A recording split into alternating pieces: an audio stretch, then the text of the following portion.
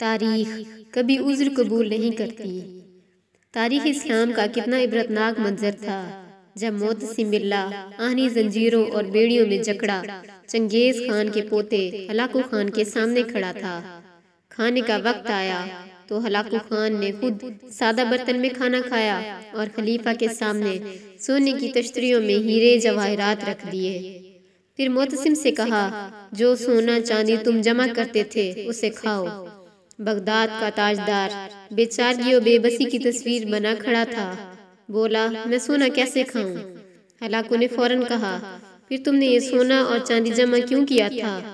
وہ مسلمان جس سے اس کا دین ہتھیار بنانے اور گھوڑے پالنے کے لیے ترغیب دیتا تھا کچھ جواب نہ دے سکا۔ ہلاکو خان نے نظریں گھما کر محل کی جالیاں اور مضبوط دروازے دیکھے اور سوال کیا، تم نے ان جالیوں کو پگھلا کر آہنی تیر کیوں نہ بنائے؟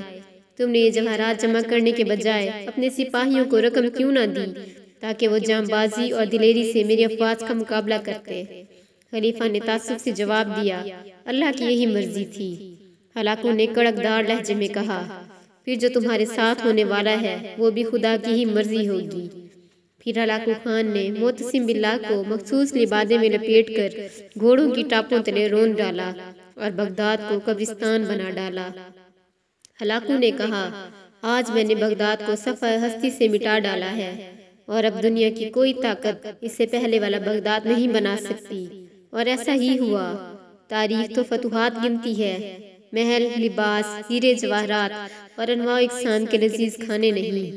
تصور کریں جب یورپ کے چپے چپے پر تجربہ گاہیں اور تحقیقی مراکز قائم ہو رہے تھے، تب یہاں ایک شہنشاہ دولت کا سہارا لے کر اپنی محبوبہ کی یاد میں تاج محل تعمیر کروا رہا تھا، اور اسی دوران برطانیہ کا بادشاہ اپنی ملکہ کے دوران ڈیلیوری فوت ہو جانے پر ریسرچ کے لیے برطانیہ میں کنگ ایڈورڈ میڈیکل سکول بنوا رہا تھا۔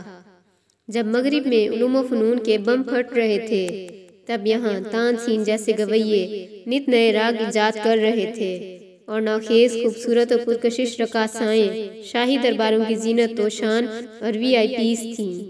جب انگریزوں، فرانسیسیوں اور پرتگالیوں کے بحری بیڑے برِ صغیر کے دروازوں پر دستک دے رہے تھے، تب ہمارے ارباب اختیار شراب و کباب اور جنگ و رباب سے مدہوش پڑے تھے۔ تن آسانی، عیش کوشی اور عیش پسندی نے کہیں کا نہیں چھوڑا۔ ہمارا وہ سیدھا اور دیمک زدہ نظام پھیلتا چلا گیا، کیونکہ تاریخ کو اس بات سے کوئی غرض نہیں ہوتی کہ حکمرانوں کی تجوریاں بھری ہیں یا خالی، شہنشاہوں کے تاج میں ہیرے جڑے ہیں یا نہیں، درباروں میں خوشامدیوں، میراثیوں، طبلہ نوازوں، طوائفوں، وظیفہ خوار شاعروں اور جی حضوریوں کا جرمٹ ہے یا نہیں۔ تاریخ کو صرف کامیابیوں سے غرض ہوتی ہے، اور تاریخ کبھی عذر قبول نہیں کرتی۔